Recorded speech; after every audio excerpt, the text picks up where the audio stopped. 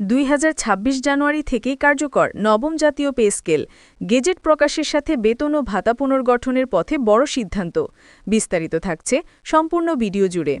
আজকের ভিডিওটি যারা সরকারি চাকরিজীবী আছেন তাদের জন্য খুবই গুরুত্বপূর্ণ। এজন্য ভিডিওতে লাইক দিয়ে চ্যানেলটি সাবস্ক্রাইব করে কমেন্ট বক্সে আপনার জেলা লিখে যাবেন।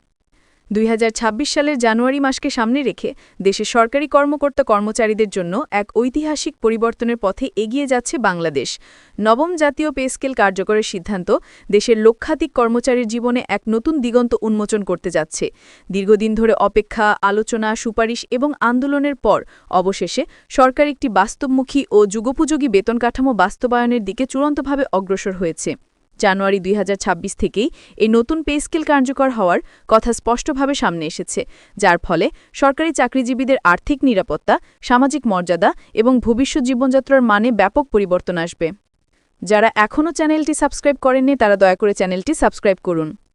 ডিসেম্বর মাসের মাঝামাঝি বিশেষ করে ১৫ তারিখকে কেন্দ্র করে গেজেট প্রকাশের সম্ভাবনা নিয়ে প্রশাসনিক মহলে তৎপরতা বেড়েছে। সংশ্লিষ্ট দপ্তরগুলো ইতিমধ্যে প্রয়োজনীয় খসড়া প্রস্তুত, অর্থনৈতিক ব্যয়ভার বিশ্লেষণ এবং বাস্তবায়ন পরিকল্পনার কাজ অনেক দূর এগিয়ে নিয়েছে। আলোচনা সভা, আন্তঃমন্ত্রণালয় বৈঠক এবং কারিগরি কমিটির সুপারিশের মাধ্যমে গেজেটের চূড়ান্ত রূপরেখা প্রস্তুত করা হয়েছে। সম্ভাব্য তারিখের মধ্যেই গেজেট প্রকাশ হলে জানুয়ারি থেকেই নতুন বেতন কাঠামো কার্যকর হওয়ার পথ আরও সহজ হবে এবং কর্মচারীদের জন্য অপেক্ষার অবসান ঘটবে। যারা এখনও চ্যানেলটি সাবস্ক্রাইব করেননি তারা দয়া করে চ্যানেলটি সাবস্ক্রাইব করুন। তবে প্রশাসনিক প্রক্রিয়ার বাস্তবতা অনুযায়ী যদি ১৫ ডিসেম্বরের মধ্যে গেজেট চূড়ান্তভাবে প্রকাশ না হয় তাহলে কর্মচারী সংগঠনগুলোর অবস্থান আরও শক্তিশালী আকারে সামনে আসবে। বিভিন্ন কর্মচারী ফেডারেশন ও সমিতি ইতিমধ্যে স্পষ্টভাবে জানিয়ে দিয়েছে জানুয়ারি মাসের শুরু থেকেই নবম জাতীয় পে স্কেল কার্যকর করতে হবে। এতে কোনো ধরনের বিলম্ব মেনে নেওয়া হবে না। তারা মনে করছে বর্তমান মূল্যস্ফীতি, জীবনযাত্রার ব্যয় এবং পারিবারিক খরচের তুলনায় পুরনো বেতন কাঠামো আর বাস্তবসম্মত নয়। ফলে নতুন পে স্কেল বাস্তবায়ন এখন শুধু একটি প্রতিশ্রুতি নয়, এটি একটি জাতীয় প্রয়োজনীয়তায় পরিণত হয়েছে।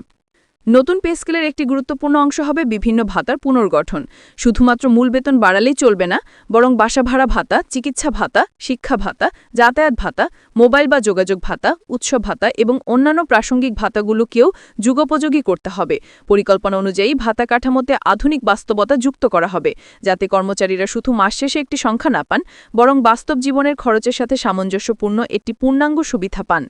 এই পুনর্গঠনের মাধ্যমে জুনিয়র থেকে সিনিয়র সকল স্তরে কর্মচারীদের মধ্যে একটি ভারসাম্য রক্ষা করা সম্ভব হবে এবং সরকারি চাকরির প্রতি মানুষের আস্থা আরও দৃঢ় হবে। আরেকটি অত্যন্ত গুরুত্বপূর্ণ দিক হচ্ছে পেনশন ব্যবস্থার স্থায়িত্ব।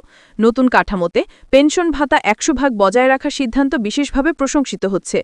অবসর পরবর্তী জীবনে যেন কোনো সরকারি কর্মচারীকে আর্থিক অনিশ্চয়তার মধ্যে পড়তে না হয় সেই বিষয়টি সরকার সর্বোচ্চ গুরুত্ব দিয়েছে। পেনশন ১০০% বজায় রাখার মাধ্যমে সরকার এটা স্পষ্ট করতে চাচ্ছে যে রাষ্ট্র তার কর্মীদের শুধু কর্মজীবনেই নয়, অবসর জীবনের নিরাপত্তার ক্ষেত্রেও দায়িত্বশীলভাবে পাশে থাকবে। এটি ভবিষ্যৎ প্রজন্মে তরুণদের সরকারি চাকরির প্রতি আগ্রহ আরও বাড়িয়ে তুলবে। নবম জাতীয় পে স্কেল শুধু বেতন বাড়ানোর একটি আনুষ্ঠানিক উদ্যোগ নয়, এটি একটি সামগ্রিক প্রশাসনিক সংস্কারের অংশ। এর মাধ্যমে কর্মক্ষেত্রে দক্ষতা বৃদ্ধি, কাজের গতিশীলতা এবং সেবা প্রদানে স্বচ্ছতা বাড়ানোর পরিকল্পনা অন্তর্ভুক্ত রয়েছে। নতুন কাঠামোর ফলে কর্মকর্তা-কর্মচারীরা মানসিকভাবে আরও স্থিতিশীল হবেন, কর্মক্ষেত্রে উৎসাহ বাড়বে এবং দেশের সাধারণ জনগণ সরকারিভাবে প্রদত্ত সেবা আরও দ্রুত ও মানসম্মতভাবে পাবেন বলে আশা করা হচ্ছে। গ্রেড কাঠামোতেও পরিবর্তনের আভাস মিলছে। কর্মজীবনে বিভিন্ন ধাপে বেতন বৃদ্ধি আরও গতিশীল ও বাস্তবসম্মত করার জন্য গ্রেড সংখ্যা, টাইম স্কেল এবং সিলেকশন গ্রেডের কাঠামোকে পুনর্বিন্যাস করা হতে পারে। এতে পদোন্নতির পথ আরও স্বচ্ছ হবে এবং দীর্ঘদিন একটি গ্রেডে আটকে থাকা প্রবণতা কমবে। এর ফলে কর্মচারীরা নিজেদের ভবিষ্যৎ নিয়ে আরও আশাবাদী হতে পারবেন এবং পেশাগত জীবনে আরও বেশি উৎসাহ নিয়ে কাজ করতে পারবেন।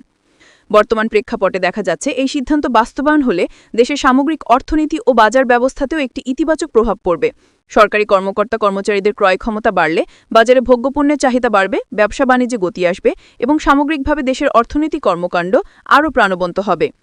একই সঙ্গে এটি দেশের আর্থিক ব্যবস্থার উপর একটি ভারসাম্যপূর্ণ চাপ তৈরি করবে, যা সঠিক পরিকল্পনার মাধ্যমে সহজেই সামলে নেওয়া সম্ভব। সব মিলিয়ে 2026 সালে জানুয়ারি মাস থেকে নবম জাতীয় পে স্কেল কার্যকর হওয়ার প্রক্রিয়াটি এখন আর কেবল একটি প্রশাসনিক সিদ্ধান্ত নয়, এটি একটি জাতীয় প্রত্যাশায় পরিণত হয়েছে। গেজেট প্রকাশ হোক বা প্রশাসনিক সময়সূচিতে কিছুটা পরিবর্তন আসুক, কর্মচারীদের দাবি, জনমত এবং বাস্তব প্রয়োজন সবকিছুই এখন একটি জায়গায় এসে মিলেছে। নতুন বেতন কাঠামো, পুনর্গঠিত ভাতা এবং 100% পেনশন সুবিধা বাস্তবায়নের মাধ্যমে সরকার তার কর্মীদের জন্য একটি স্থায়ী, নিরাপদ এবং মর্যাদাপূর্ণ ভবিষ্যৎ নিশ্চিত করার পথে দৃঢ়ভাবে এগিয়ে যাচ্ছে। এই পরিবর্তন শুধু সরকারি কর্মচারীদের জীবনেই নয়, বরং দেশের সামগ্রিক প্রশাসন, অর্থনীতি এবং সামাজিক কাঠামোর উপর একটি দীর্ঘস্থায়ী ও ইতিবাচক প্রভাব ফেলবে। তাই নবম জাতীয় পে স্কেল আর শুধু একটি আর্থিক সংস্কার নয়, এটি হয়ে উঠছে একটি নতুন বাংলাদেশের দিকে এগিয়ে যাওয়ার একটি শক্তিশালী ভিত্তি।